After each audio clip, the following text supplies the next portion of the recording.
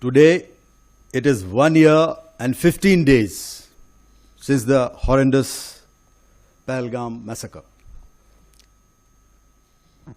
And as my friend Rajiv alluded, exactly 1 year since our first weapons hit the target. The Pahalgam incident in itself is an incident for which no amount of condemnation and no amount of repudiation will ever be enough. We cannot bring back our fellow countrymen who were massacred in cold blood on the 22nd of April 2025. But we can certainly resolve to ensure that such incidents are not repeated. Operation Sindoor, which remains paused, is an effort towards that resolve.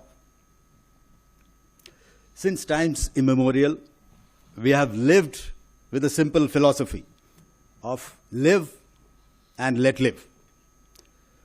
But when our desire for peace is mistaken for weakness and our silence is taken as absence, there is no choice but to act.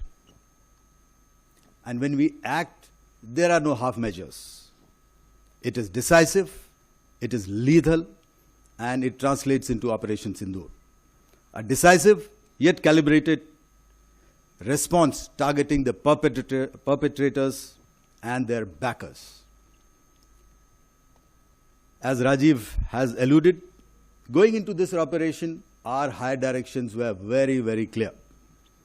The objective was clear, and the forces were given full operational freedom. Jointness was built into this operation from conceptualization to execution. The COSC, which comprises of the CDS and the 3 service chiefs, deliberated every option and calibrated every decision.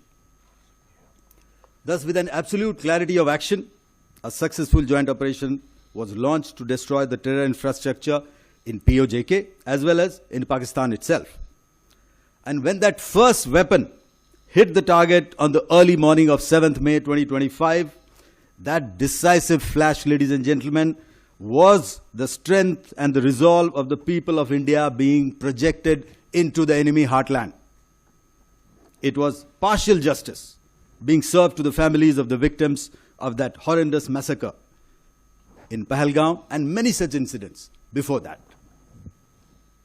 Going into these operations, I remember focus into details of planning.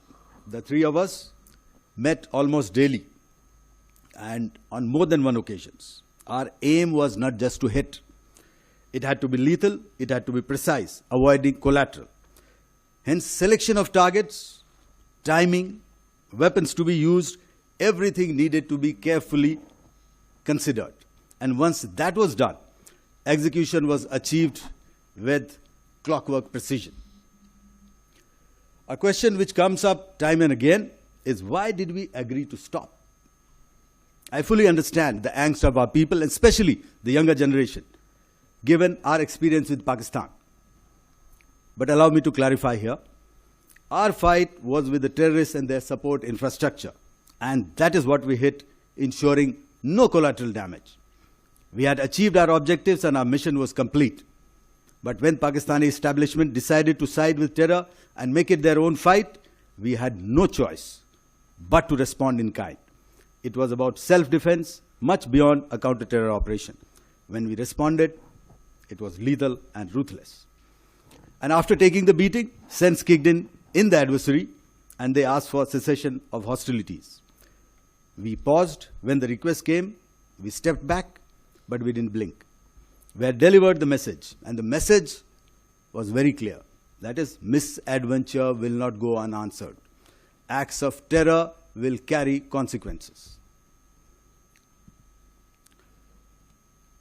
A lot of time this question comes up over the past 1 year. What are the lessons?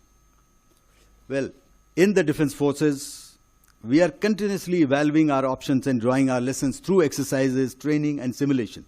But of course, there is no better training ground than an actual operation itself. So we have also internalized what we encountered and taken them into our planning consideration. Some of them I can share with you. First, Operation Sindoor reaffirmed the primacy of air power. And when I say air power, it means everything that is in the air and not only Air Force. As the first responder and the dimension of choice for any nation. Second, it reasserted the salience of jointness and a whole-of-nation approach. It vindicated Indian Air Force's focus on precision targeting and net-centric warfare, with ICCS emerging as a clear enabler. Next, we are also able to see through our adversary.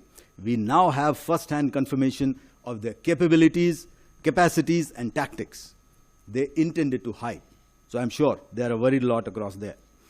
A crucial lesson: nations forced into conflict must always have conflict termination criteria and strategy in sight. Otherwise, very soon you can go astray and do not realize how to terminate that conflict.